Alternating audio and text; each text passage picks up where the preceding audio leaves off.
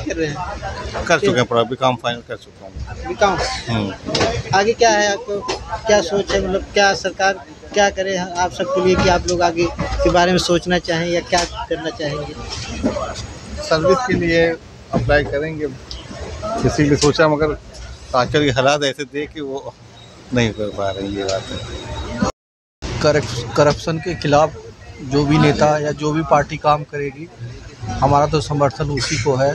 दूसरा, बेरोजगारी, जो बेरोजगारी को ख़त्म करने की बात करेगा, ज़्यादा रोज़गार प्रोवाइड करेगा, उसी को। तीसरा, जो आजकल के नेता फ्री की चीज़ें बांटते हैं, मैं तो उनके सख्त खिलाफ हूँ। लोगों को मैं एक अपील करूँगा, जो फ्री की बात करे उसको वोट ही ना दे। अर्थव्यवस्था पे आपको क्या? अर्थव्यवस्था क्या है, जब तक रोजगार नहीं होगा अर्थव्यवस्था की पटरी सही से नहीं आएगी।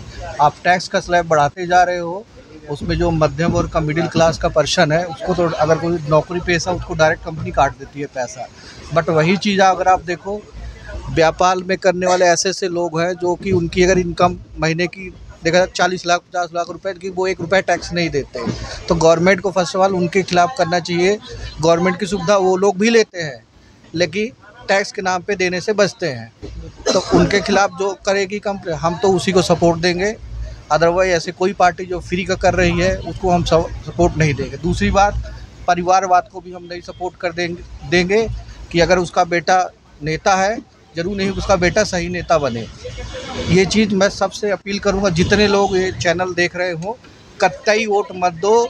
अगर वो बंदा सही है तो वोट दो, अदरवाइज वोट मत दो। पार्टी के नाम से मत दो, सिंपल सा उसके व्यक्तित्व पे दो कि आपके लिए वो बंदा खरा उतरेगा तभी दो, अदरवाइज उसका बहिष्कार करो।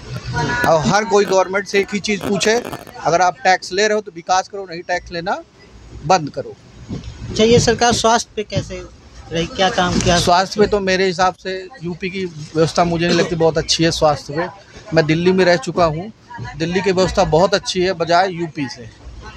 जितने भी अगर आज की डेट में मैं बोलना चाहूँगा, मेरी बात अगर मुख्यमंत्री जिसको भी सुनाई देगी, अगर उनका कोई प्रॉब्लम होती है तो उन लोगों को इलाज के लिए मैदानता जाना पड़ता है, तो वो लोग पब्लिक के बारे में क्यों नहीं सोचते? उनको चाहिए वही सुविधा पब्लिक को देनी चाहिए। पब्लिक टैक्स देती है, पब्लिक से ही टैक्स जाता है, तभी वो एसी के कमरे में बैठते हैं वो लोग, नहीं तो एसी कमरे में बैठ ना पाए। मेरा कहना यही है। तो जब पैसेंजर को तकलीफें होगी तो किस मुद्दे पे बात करें?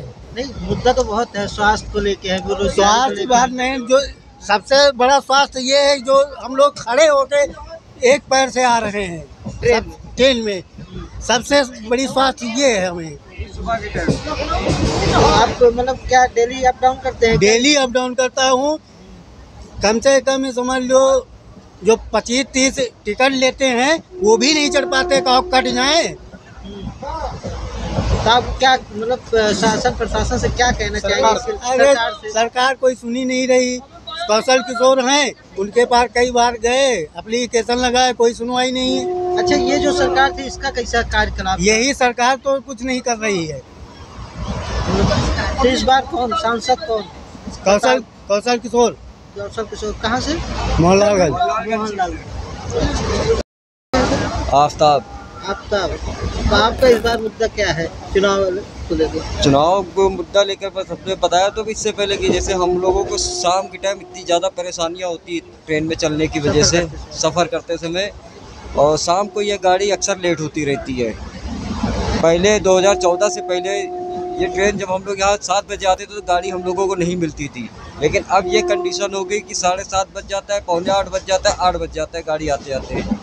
और हमारे संसदीय क्षेत्र के कौशल किशोर यादव जी से, हाँ, कौशल किशोर मोहनलालगंज सीट से, उनसे कई बार एप्लीकेशन भी लगाई गई कि जो गंगा गोमती एक्सप्रेस है उसका निगोहा स्टॉपेज कराइए। उन्होंने इलेक्शन से पहले कहा था कि हम इसके इलेक्शन के बाद हम इसको स्टॉपेज कराएंगे, और उनके पास कई बार हम लोग गए लेकिन उन्होंने कोई सुनवाई नहीं की हमारी। तो इसलिए हमारा इस बार से इस सरकार से भरोसा उठ गया है। कौशल जी वो बीजेपी से थे? जी सर, बीजेपी से। तो आप किसको करना, आपकी इस बार कौन है आपके यहाँ से खड़ा? अरे ऐसे तो उम्मीद तो हमें कांग्रेस की लग रही है कि वो सीट निकालेगी। हम कांग्रेस से कौन आ रहा है इस बार? कांग्रेस से राहुल गांधी जी आएंगे। नहीं तो राहुल गांधी तो रायबरेली से। नहीं, डीएम के हम उम्मीदवार उनसे रखते हैं कि वो राहुल गांधी ही रहे। चिकित्सा और स्वास्थ्य संबंधित जो भी सेवाएं हैं हमने बेहतर से बेहतर करने का प्रयास किया है, पिछली सरकारों से बेहतर करने का प्रयास किया है। अगर अभी जैसे एक आयुष की बात हो रही थी, ज़्यादातर आज के टाइम में यूट्यूब हर कोई देखता है, गूगल सर्च करता है, उसकी जो रियलिटी है ग्राउंड लेवल की रियलिटी बहुत ही खतरनाक है। आप यूट्यूब को जाइए, आयुष योजना का देखिए फल, तो मैक्सिमम लोग उसका विरोध करते हैं कि अगर जाओ तो बहुत सारे हॉस्पिटल उसका इलाज करने से बचते हैं क्योंकि गवर्नमेंट उसको पैसा नहीं मिलता। तो ऐसे फैसिलिटी का फ़ायदा क्या है?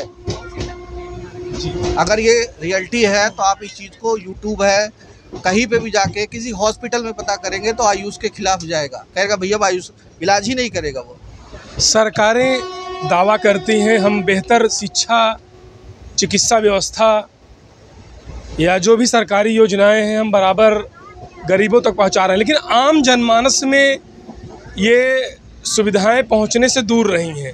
जैसा कि आप देख रहे हैं कि भाई साहब हैं, इनका भी कहना है कि चिकित्सा शिक्षा व्यवस्थाएं ज़मीन स्तर पे नहीं दिखाई दे रही हैं।